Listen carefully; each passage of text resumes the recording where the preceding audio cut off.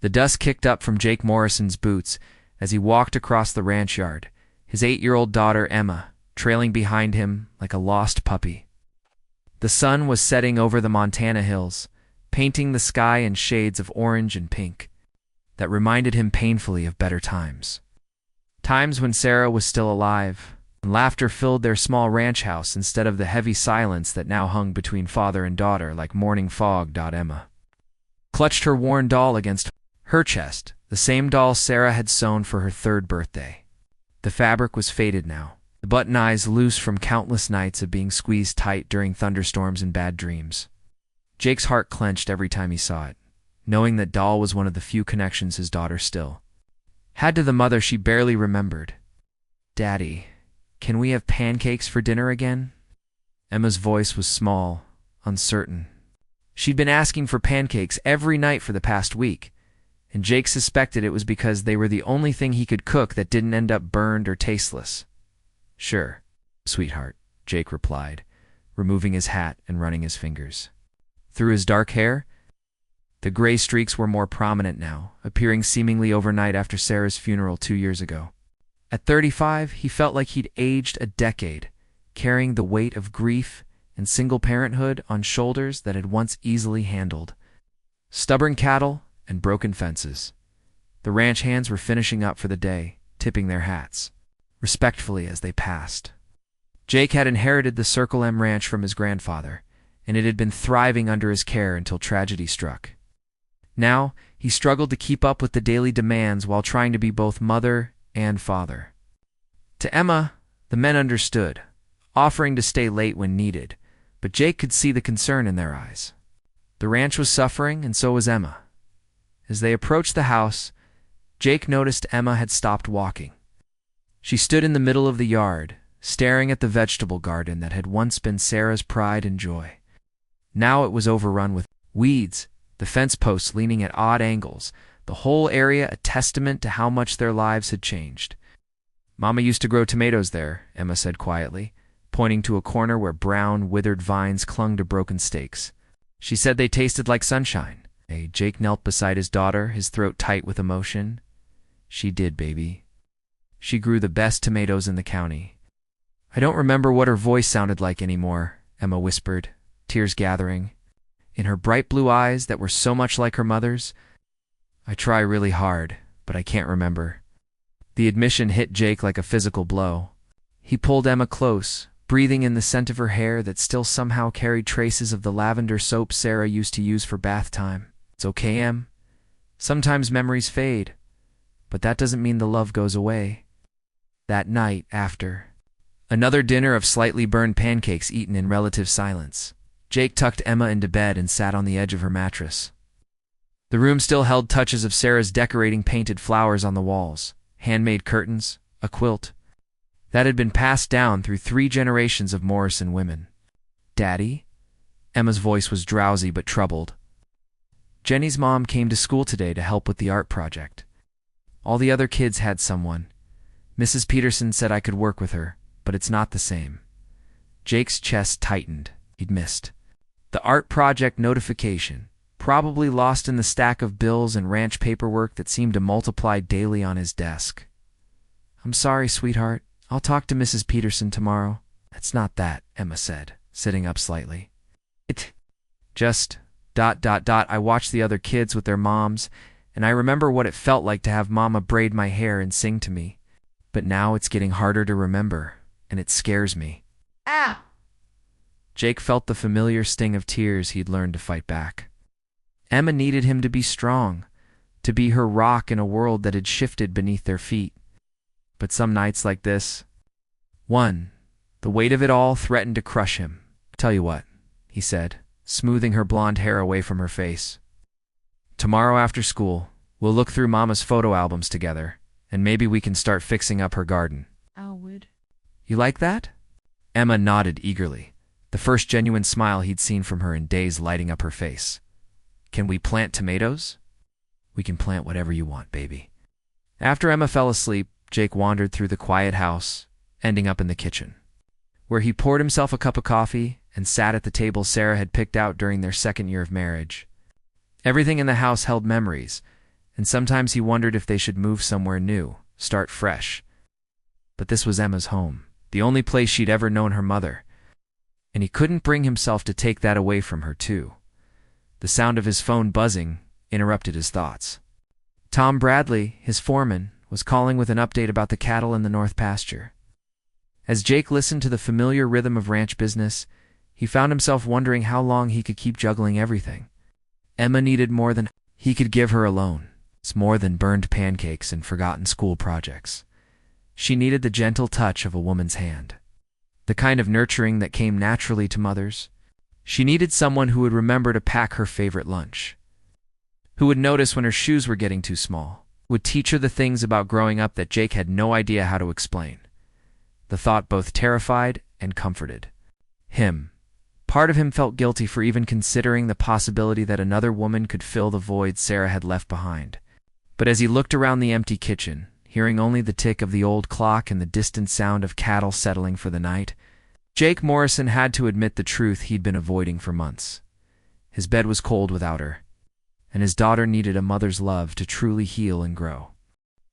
The morning sun was already climbing high when Jake heard the sound of an unfamiliar truck rumbling up the long dirt road to his ranch. He paused in his work fixing the broken gate latch and squinted toward the approaching vehicle, noting it wasn't one of his regular suppliers or neighbors. The blue pickup looked well-maintained, but not fancy. The kind of truck someone actually used for work rather than show. Emma was at school, which gave Jake a strange mix of relief and loneliness.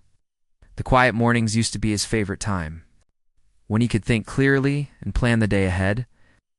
Now they just reminded him of how empty the house felt without Sarah's cheerful chatter and Emma's endless questions about everything from why horses ate grass to whether angels wore cowboy hats. The truck pulled to a stop near the main house, and Jake watched as a woman stepped out. She was tall and lean, with auburn hair pulled back in a practical ponytail and clothes that suggested she knew her way around ranch work. Her jeans were worn but clean, her boots broken in but well cared for, and she moved with the confident stride of someone comfortable in wide-open spaces. "Mr. Morrison?" she called out, approaching with a warm smile that reached her green eyes. "I'm Rebecca Chen. I called yesterday about the position." Jake's mind went blank for a moment. Position. Then he remembered Tom mentioning something about putting out word that they needed help, though Jake hadn't been entirely sure what kind of help they were looking for. The ranch work was manageable with the current crew, but everything else seemed to be falling through the cracks. "Right," Jake said, wiping his hands on his jeans and walking over to meet her. "I have to admit, I'm not sure exactly what Tom told you we needed." Rebecca laughed, a sound like water over river stones. "He was a bit vague, wasn't he? Said you could use someone to help manage the household and maybe assist with ranch operations. I've got experience with both." Jake found himself studying her face, trying to read the story written in the laugh lines around her eyes and the small scar on her chin. She looked to be in her early 30s, old enough to have lived through some challenges, but young enough to still have energy for new adventures.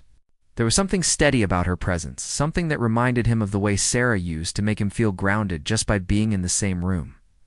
"Where are you from?" Jake asked, realizing he was staring and forcing himself to focus on practical questions. "Originally from Wyoming, but I've been working ranches all over the West for the past few years," Rebecca replied. "My father raised cattle, and I learned everything from bookkeeping to birthing calves before I turned 18. After he passed, I sold the family place and decided to see what else was out there." The words hit closer to home than Jake expected. He understood the weight of carrying on family legacy, the pressure of keeping something alive that felt bigger than yourself. "I'm sorry about your father." "Thank you. It's been 3 years now, and I've learned that sometimes the best way to honor someone is to keep doing what they taught you, even if it's in a different place." Jake nodded, appreciating her straightforward approach to grief. Too many people either avoided the subject entirely or offered empty platitudes that made him want to walk away from conversations. Rebecca's honesty was refreshing. "Can you cook?" The question popped out before Jake could stop himself, and he felt heat rise in his cheeks. "I mean, we're looking for someone to help with household management, and I'm afraid I'm not much good." "In the kitchen?" Rebecca's smile widened. "I can cook." Growing up with ranch hands meant learning to feed a crew of hungry men who thought complaining about food was a cardinal sin. I make a mean pot roast, and my biscuits have been known to end arguments. Despite himself, Jake found his mouth watering at the thought of real food. Meals that didn't come from a can or the frozen section of the grocery store. Emma had been a good sport about their limited menu, but he'd noticed her picking at her food more often lately. The position would involve quite a bit, Jake found himself saying. Though he still wasn't entirely sure what the position was. There's a lot of ranch paperwork that's gotten behind, and the house could use some attention. And I have an 8-year-old daughter who... He trailed off, unsure how to explain Emma's needs without sounding desperate. Who needs more than just her father, even though he's doing his best, Rebecca finished gently. Tom mentioned you lost your wife a couple of years ago. I can't imagine how difficult that's been. The simple acknowledgement, without pity or awkward sympathy, made Jake's throat tight. Emma's struggling.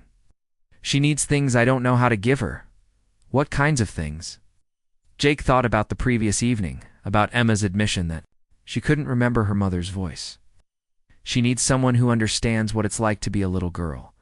Someone who remembers to buy the right kind of shampoo and knows how to braid hair that isn't falling out of ponytails by lunchtime. Rebecca was quiet for a moment, her gaze drifting toward the house and the overgrown garden. My mother died when I was 10. I remember wishing someone would teach me the things she would have taught me. It's like how to paint my nails without making a mess, and why it was important to wear clean underwear even if nobody would see it. How did you manage? My father did his best, but there were definitely some gaps. Mrs. Patterson, who lived on the neighboring ranch, kind of adopted me for girl things. She taught me about periods and boys and how to hem a dress. It wasn't the same as having my mother, but it helped. Jake felt something loosen in his chest, a tension he hadn't realized he'd been carrying. Here was someone who understood, who had lived through something similar and survived it. Would you be willing to meet Emma? I don't want to get her hopes up if you're not interested in the position, but I'd like to know if you'd get along. I'd love to meet her, Rebecca said. When does she get home from school? Jake glanced at his watch. About an hour. Want me to show you around the ranch while we wait? They walked toward the barns. Rebecca asked intelligent questions about the operation, noting things that impressed Jake with her knowledge. She knew cattle understood the challenges of weather and market fluctuations, and had ideas about efficiency improvements that made sense.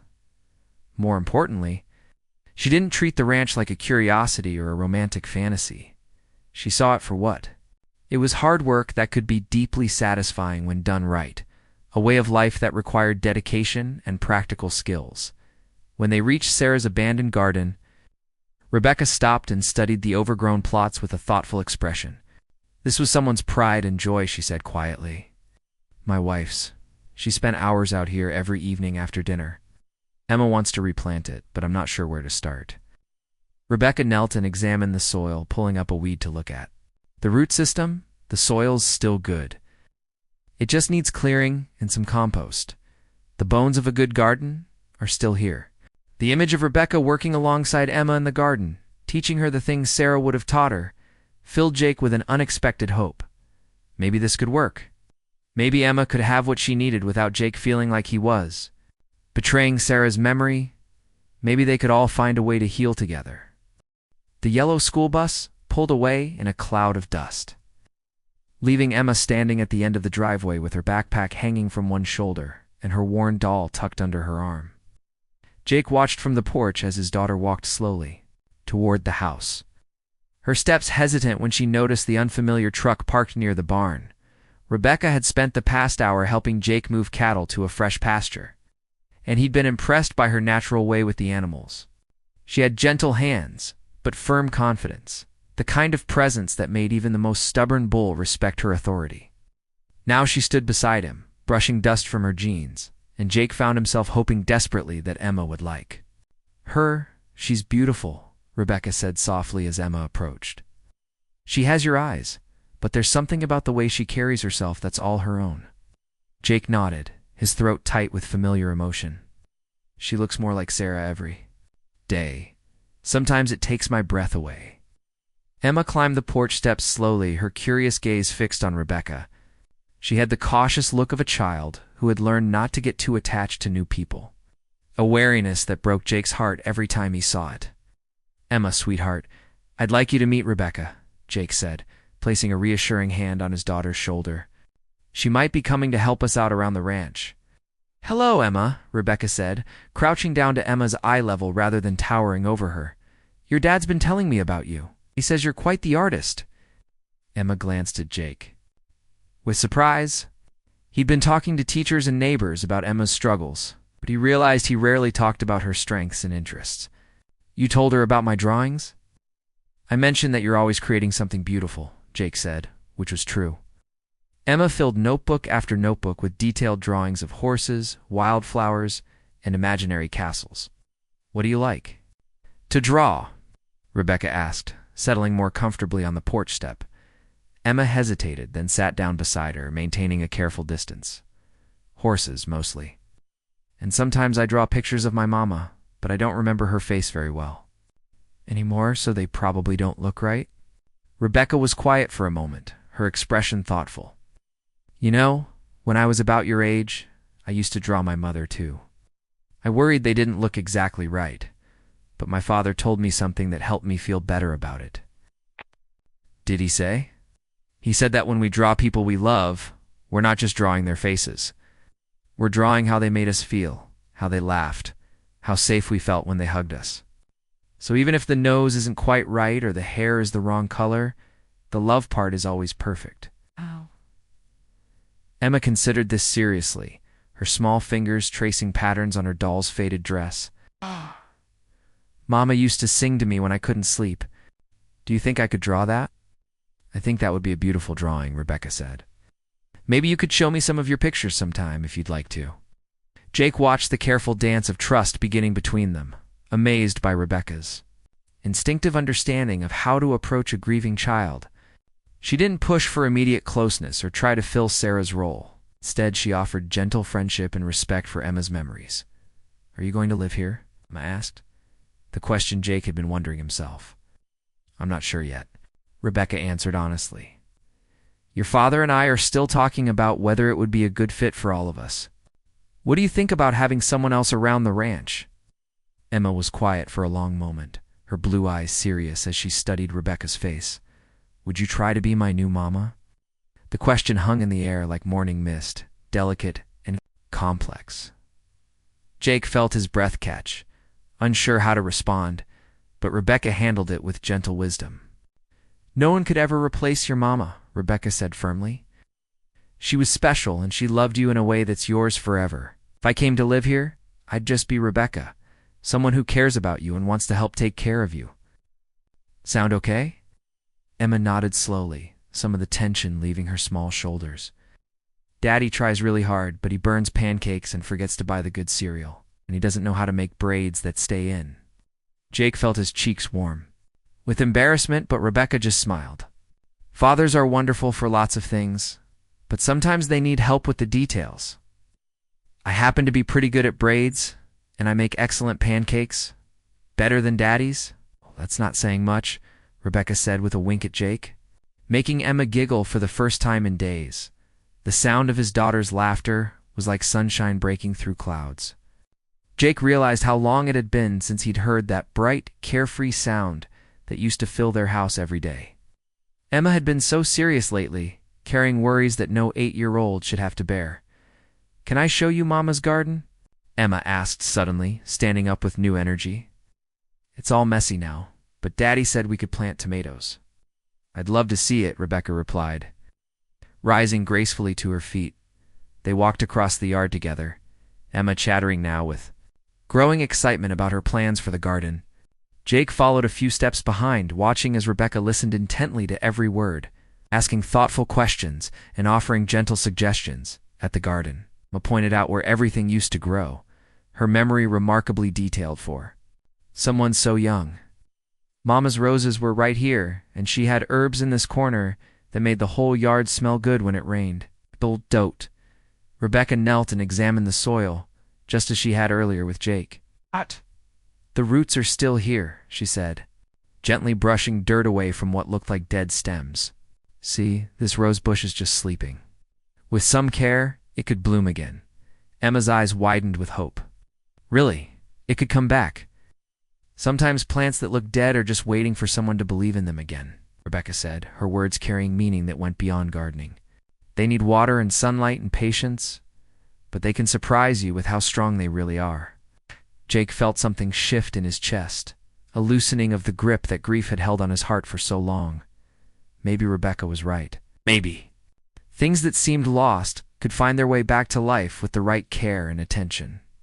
"If you come live with us, will you help me make the garden pretty again?" Emma asked, her voice small but hopeful. Rebecca looked up at Jake. A question. In her eyes, he found himself nodding, not just about the garden, but about everything. Yes, he wanted her to stay. Yes, he wanted to see what they could build together.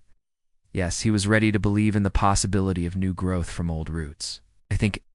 I'd like that very much," Rebecca said, her smile encompassing both Emma and Jake.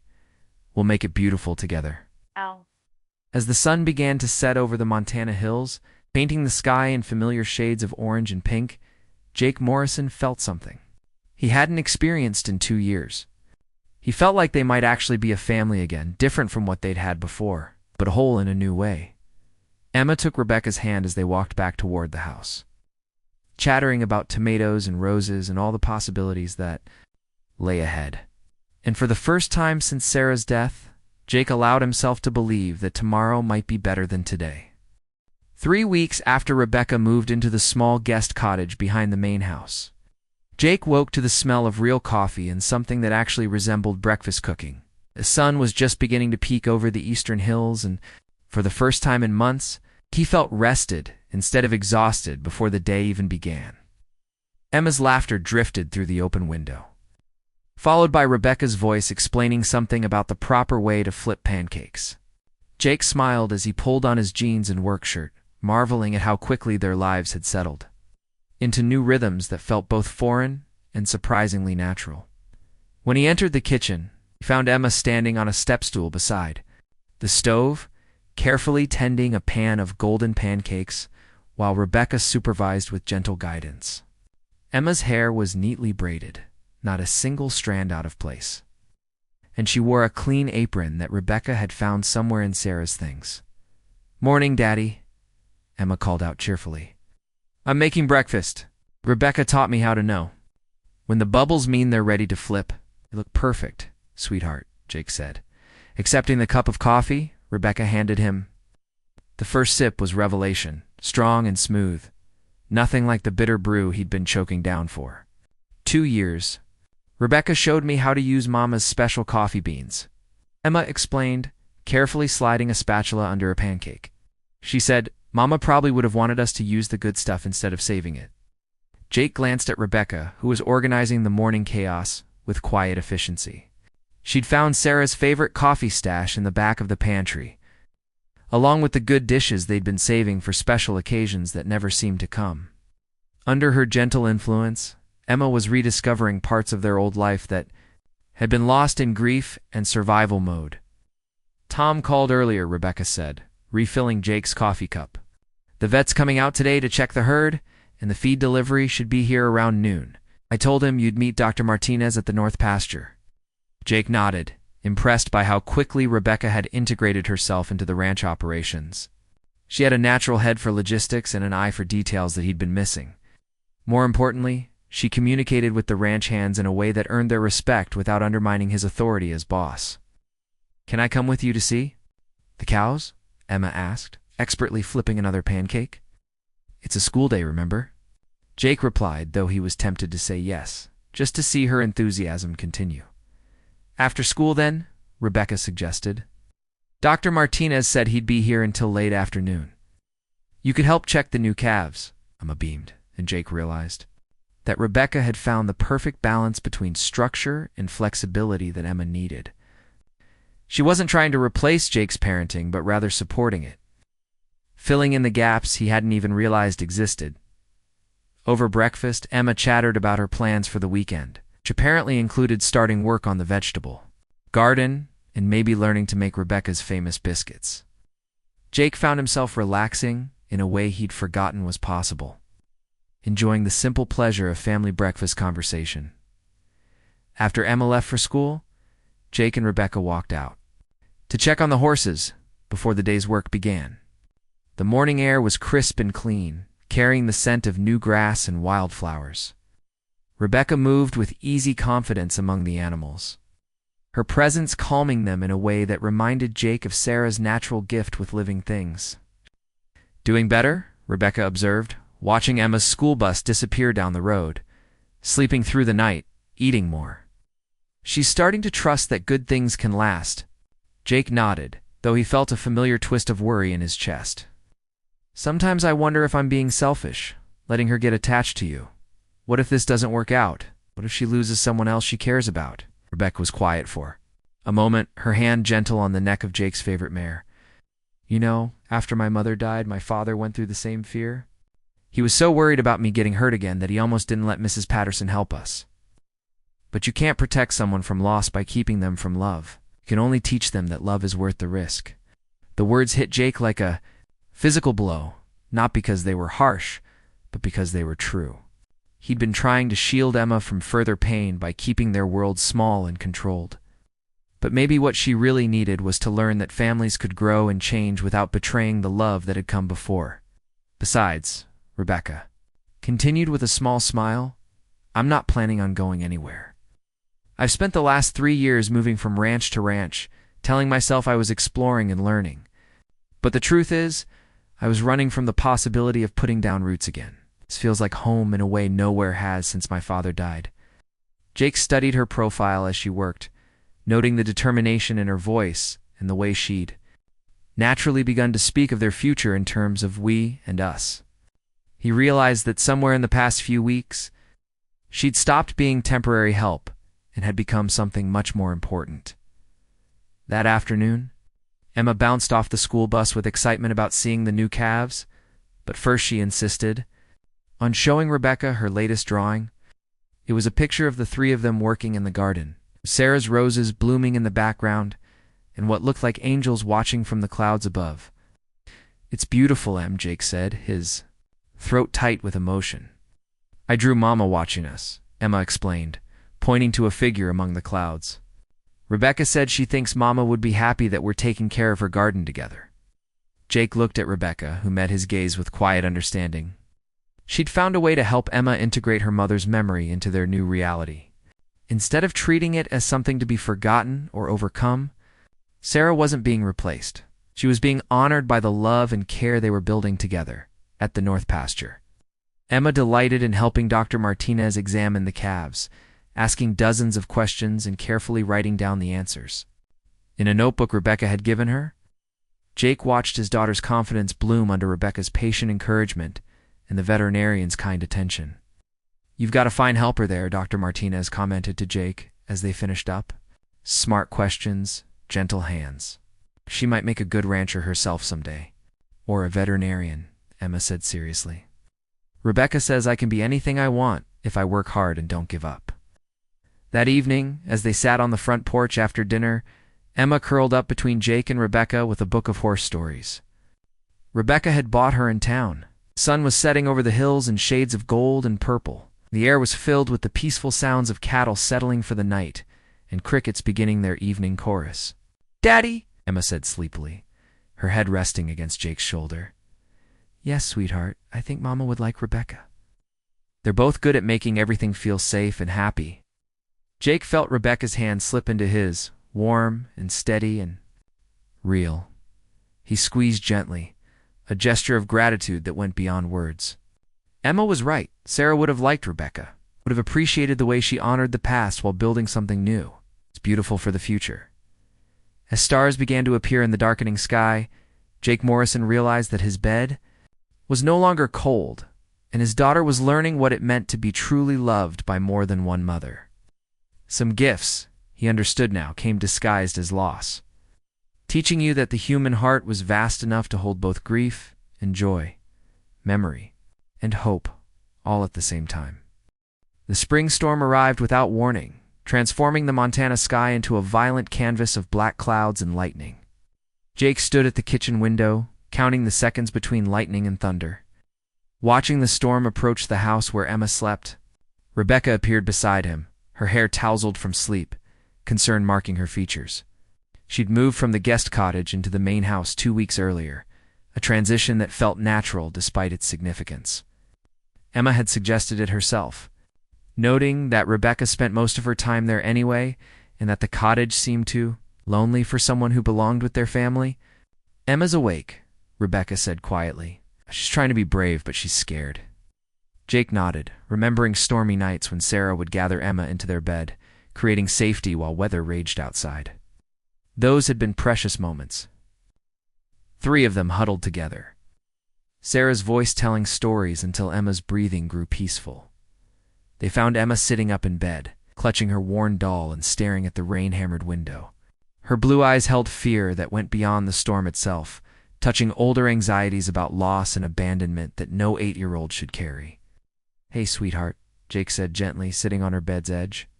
"Pretty wild storm out there." "Sounds angry," Emma whispered, "like it wants to take things away." The words pierced Jake's heart. Emma had been in her room during last summer's tornado that damaged their neighbor's ranch. Overhearing adults discuss how quickly severe weather could destroy everything. For a child who'd already lost her mother, storms had become symbols of how life could change without warning. "You know what my grandmother used to tell me about storms?" Rebecca asked, settling on Emma's other side. "She said they were just the sky's way of washing everything clean so new things could grow. All that noise and lightning was just the earth getting ready for something beautiful."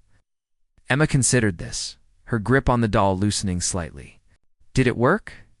Did beautiful things grow after storms? "Always," Rebecca replied. "Some of the most amazing flowers only bloom after heavy rains.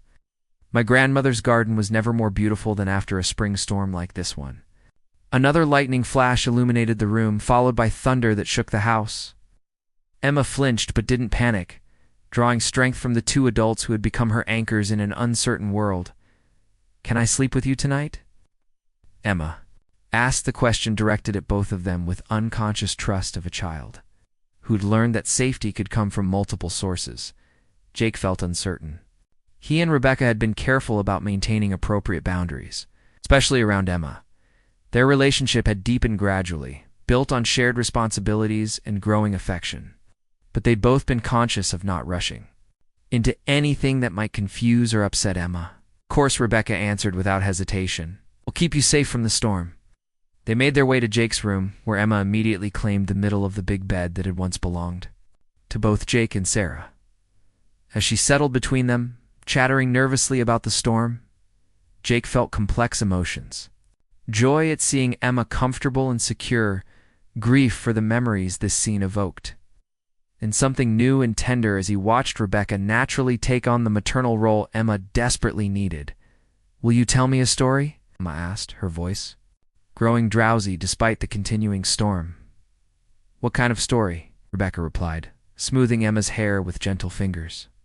"A happy one, about a family that stays together no matter what." Jake felt his throat tighten, but Rebecca began speaking in a low, soothing voice about a ranch family who weathered all kinds of storms together, growing stronger with each challenge they faced. Her story wove together elements of Emma's own life with fantastic adventures and brave heroes, creating a narrative where love was the strongest force in the universe. As Emma's breathing grew steady and peaceful, Jake found himself studying Rebecca's profile in the dim hallway light. 6 Months ago, he'd been a broken man, struggling to keep his world from falling apart.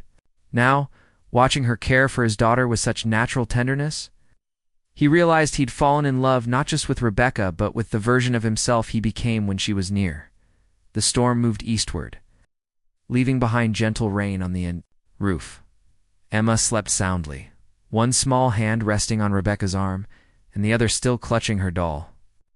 In the peaceful aftermath, Jake and Rebecca spoke in whispers about ranch business, Emma's school progress, and the 1,000 small details that made up their shared life.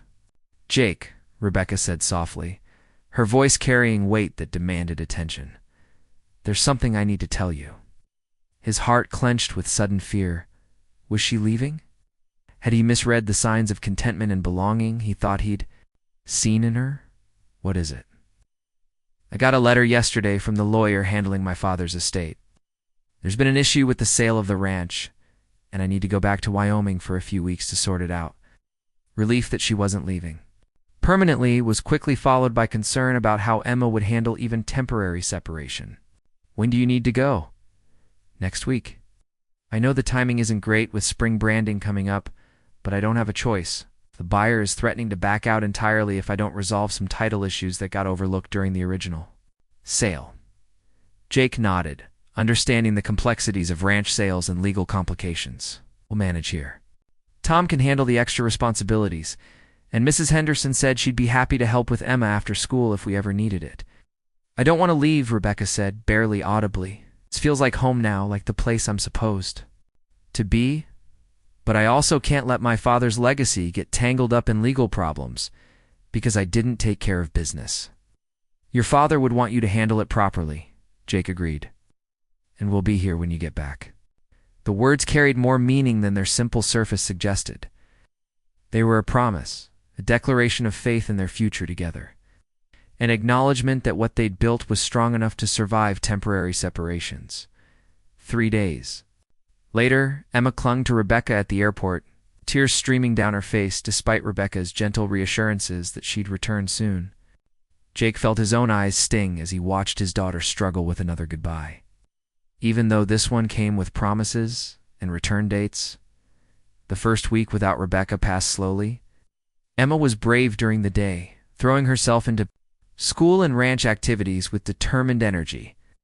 But at night she was restless and clingy, needing extra stories and reassurance before she could sleep. Jake found himself missing Rebecca with surprising intensity. It's not just for practical help she provided, but for the warmth and completeness she brought to their lives. Rebecca called every evening as promised, and Emma would curl up with the phone, chattering about her day and asking endless questions about Wyoming. Jake treasured his own conversations with Rebecca. Usually after Emma went to bed, when they could speak more intimately about their feelings and plans for the future. The legal issues are more complicated than I thought, Rebecca admitted during one late-night call. Might take another week or two to get everything sorted out. Jake felt disappointment settle in his chest, but kept his voice steady. Take as long as you need. We're not going anywhere. Jake. Rebecca's voice was soft with emotion. I love you. I love Emma. I love the life we're building together. I need. You two know that, especially if this separation is harder than we expected. The words filled Jake with warmth and relief. I love you too. More than I thought I could love anyone again. Come home to us, Rebecca. We need you here. That night, as Jake tucked Emma into bed, she looked up at him with serious blue eyes. Daddy, Rebecca is coming back, right? She's not going to disappear like Mama did? The question hit Jake like a physical blow, reminding him that Emma's fears ran much deeper than simple separation anxiety. She was afraid of loving someone and losing them again, afraid that happiness was too fragile to last. 2 days later, Jake made a decision that surprised even himself. He called Tom to arrange ranch coverage, packed a bag for himself and Emma, and booked flights to Wyoming. Where are we going, Daddy? Emma asked, as they drove toward the airport. We're going to help Rebecca finish her business so she can come home sooner, Jake replied. And maybe it's time she knew that we're ready to follow her anywhere, just like she followed her heart to us. Emma's face lit up with excitement and relief. Really? We're going to surprise her? Really? Because sometimes when you love someone, you don't wait for them to come to you. Sometimes you go to them and show them that home isn't a place, it's wherever your family is together. Rebecca stood in the middle of her childhood bedroom, surrounded by boxes of her father's belongings and legal documents that seemed to multiply every time she thought she'd made progress.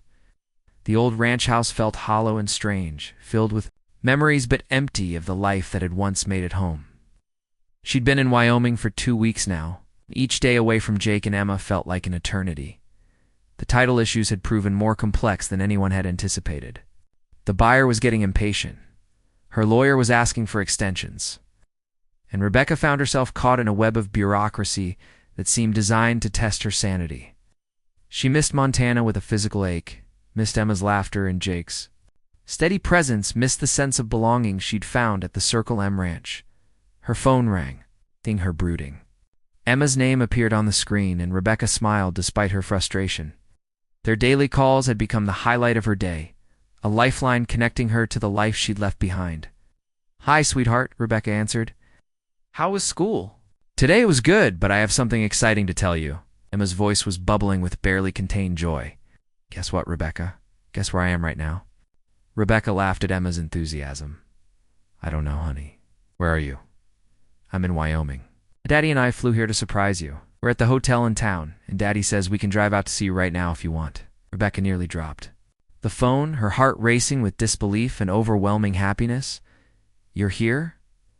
Both of you are actually here. We missed you too much to wait any longer." Jake's familiar voice came through the phone as he took it from Emma. "And I figured it was time Emma saw that when people love each other, they don't let distance keep them apart." Tears sprang to Rebecca's eyes as the weight of loneliness she'd been carrying suddenly lifted. "How did you even know where to find me? Small town, remember? I called the only hotel and asked if they'd seen a stubborn, beautiful woman from Montana who was probably arguing with lawyers. The desk clerk knew exactly who I meant." Rebecca laughed through her tears, already grabbing her keys and jacket. "Stay right there. I'm coming to get you." The drive into town had never seemed so long. Rebecca's hands shook with excitement as she navigated the familiar roads she'd traveled countless times as a child. Roads that had never led to anything as wonderful as the reunion waiting for her at the end. She spotted them before. She even parked. Emma bouncing excitedly outside the hotel entrance while Jake leaned against a rental car with the easy confidence that had first attracted Rebecca to him. Emma saw her first and came running, launching herself into Rebecca's arms with the force of a small hurricane. "I missed you so much," Emma cried, burying her face in Rebecca's neck. "It wasn't the same without you. Daddy tried to braid my hair, but it looked like a bird's nest, and he burned the eggs 3 times this week." Rebecca held Emma tight, breathing in the familiar scent of her shampoo and feeling her heart settle back into its proper place. "I missed you too, baby girl. Every single day." Jake approached more slowly, his eyes warm with love and something deeper, a certainty that took Rebecca's breath away. When Emma finally released her death grip, Jake pulled Rebecca close and kissed her thoroughly. Right there in the middle of Main Street with half the town probably watching from behind their curtains. "Hello, beautiful," he murmured against her lips. "Miss us?" "More than you'll ever know," Rebecca whispered back, able to stop touching his face, reassuring herself that he was really there. So Jake said, glancing around the small Wyoming, "Town with interest. Want to show us where you grew up?" "Emma's been asking questions about your childhood all the way here." They spent the rest of the day at Rebecca's family ranch. Rebecca saw it through their eyes, the weathered barn where she'd learned to ride, the creek where she'd caught her first fish, the kitchen table where her father had taught her to play poker with dried beans as chips. Emma absorbed every story with fascination, asking endless questions about Rebecca's childhood and declaring that she wished she could have met Rebecca's father. "He would have loved you," Rebecca told Emma truthfully, as they sat on the front porch watching the sunset paint the sky in familiar colors. "He always wanted grandchildren to spoil." "Did he teach you how to make those biscuits that made the ranch hands fight over them?" Emma asked. Rebecca laughed. "Actually, that was Mrs. Patterson, the neighbor I told you about. She lived just over that hill, and she made sure I knew how to cook and sew and all the things my mother would have taught me." Jake listened quietly, as Rebecca shared stories she'd never told before, understanding that this trip was about more than just supporting her through legal difficulties. It was about Emma seeing where Rebecca came from, understanding the roots that had shaped the woman who'd become such an important part of their lives. That evening, after Emma fell asleep in the hotel room, Jake and Rebecca walked through the quiet streets of town, hand in hand under a canopy of stars that seemed brighter here than anywhere else. "The title issues will be resolved by Friday," Rebecca told him. "My lawyer thinks we can close next week if the buyer is still interested. And if he's not," Rebecca shrugged, "then I'll find another buyer. The important thing is that it gets sorted out properly, so my father's legacy isn't tied up in legal problems forever." Jake stopped walking and turned to face her, his expression serious in the moonlight. Rebecca, I want to ask you something, and I want you to know there's no pressure to answer right away. Rebecca's heart began to race. Okay. Jake reached into his jacket pocket and pulled out a small velvet box that made Rebecca's breath catch in her throat. I've been carrying this around for 2 weeks, waiting for the right moment. But Emma helped me realize there's no perfect moment. There's just love and the courage to trust in it. He dropped to one knee right there on Main Street, under the same stars Rebecca had wished on as a child. Rebecca Chen, will you marry me? Will you officially become Emma's mother and my wife? Will you help us build a family that's strong enough to handle whatever storms come our way? Rebecca's vision blurred with tears as she looked down at the man who had become her anchor, her home, her future. She whispered, then louder, yes, absolutely yes. The ring slid onto her finger, perfectly, as if it had always belonged there. Jake stood and kissed her again, and Rebecca felt the last pieces of her guarded heart fall into place. This was what she'd been searching for during all those years of wandering, not just love, but belonging, purpose, a family that chose each other and committed to staying together. When they returned to the hotel room, they found Emma sitting up in bed, supposedly asleep, but clearly having been watching from the window. Did Daddy ask you yet? Emma whispered excitedly. How did you know about that? Rebecca laughed. He's been practicing his speech for weeks. Emma giggled. And he made me help him pick out the ring. Do you like it? Rebecca held out her hand, so Emma could examine the simple but elegant diamond. I love it, almost as much as I love both of you. Emma threw her arms around both adults, creating a three-way hug that felt like a promise and a celebration all at once. Now we're going to be a real family forever and ever. You already were a real family, Jake corrected gently. But now we're making it official. 6 months later, Rebecca walked down the aisle of the small church in Jake's hometown, wearing Sarah's grandmother's wedding dress that Emma had insisted was perfect for the occasion. Emma served as maid of honor, carrying a bouquet of roses from the garden they'd restored together. Roses that had bloomed more beautifully than ever after being tended with love and patience. As Rebecca took Jake's hands at the altar, she looked out at the congregation filled with ranch hands, neighbors, as the chosen family they'd created together. Mrs. Patterson had driven up from Wyoming, tears streaming down her face as she watched the girl she'd helped raise find her own happy ending. Do you, Rebecca, take Jake to be your husband, and do you, Jake, take Rebecca to be your wife? The minister asked. We do, they answered together, their voices strong with certainty. When Jake kissed his bride, Emma cheered loudly from beside them, and Rebecca knew that somewhere in the sky, both Sarah and her father were smiling down on the family that had grown from love, loss, and the courage to trust in new beginnings. Their bed would never be cold again, and Emma finally had the mother she'd needed all along. Sometimes the best families were the ones you built yourself, one day of love and commitment at a time.